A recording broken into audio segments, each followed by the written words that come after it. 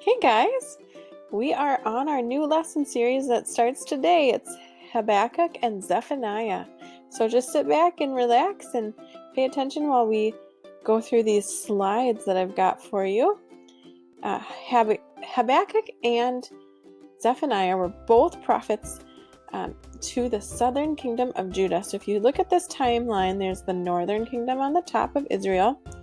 And then there's the southern kingdom on the bottom of Judah. And Judah's kingdom remains, whereas Israel's kingdom has now been conquered and ended. So if you zoom in, you see that Zephaniah and Habakkuk have prophesied at the same time here in history under the reign of King Josiah. And that is why we are learning about them at the same time. I think that will work really well with our lesson series. Up on the next slide here, we go to the next one. Judah is on what I like to call the crazy cycle, and they do this habit where they worship God and they forget about God.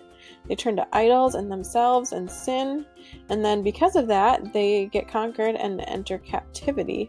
And then eventually they come back to God because they're humbled while they're in captivity and they cry out to the Lord. All right, so diving in. Habakkuk means to embrace, to hold, or to wrestle.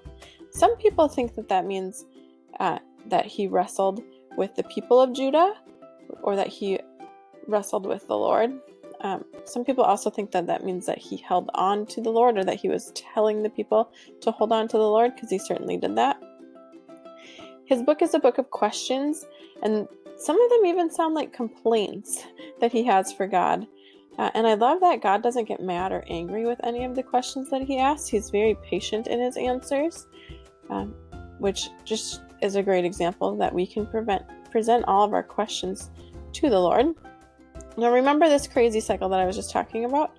Judah is right where that arrow is at. They are currently worshiping idols and themselves and sinning.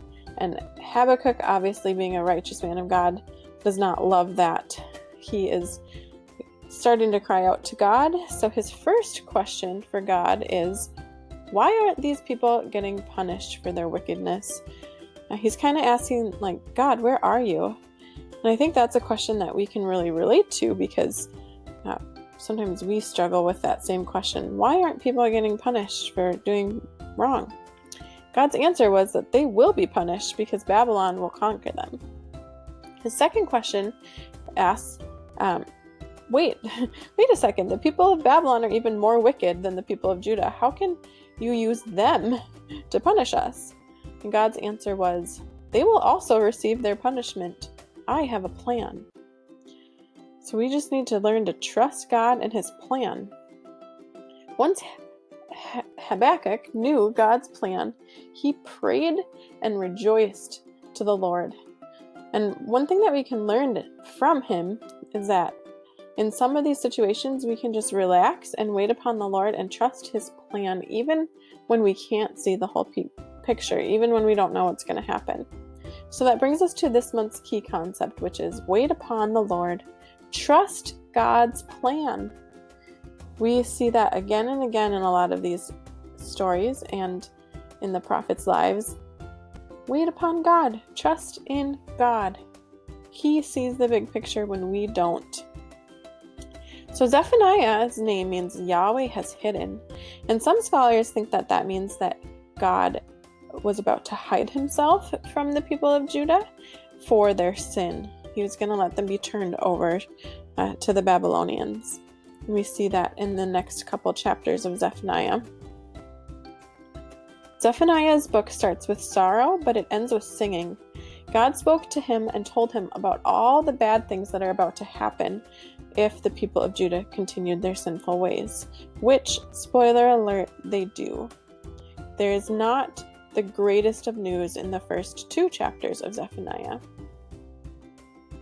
We see the phrase, the day of the Lord, several times, and that doesn't mean a 24-hour time period. It means a future time of judgment for sin.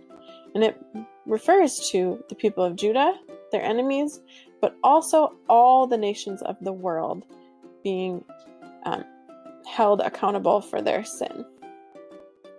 Because of their continued sin, Judah would be brought into captivity again after being conquered by Babylon.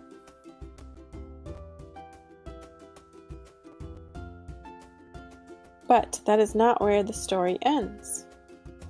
Remember what I said? It starts with sorrow, but it ends with singing. God had a plan to restore his people, and the end of Zephaniah tells us some of the most amazing promises in the whole Bible for God's people. There are amazing quotes, verse after verse that we can quote here.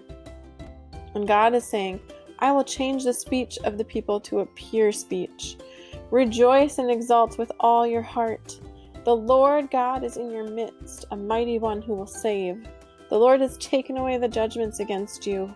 I will change their shame into praise.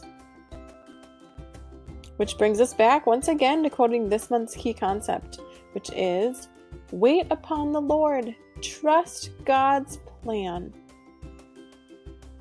All right, kids, that is the remainder of our lesson for the video. I hope you liked this little story that we put together.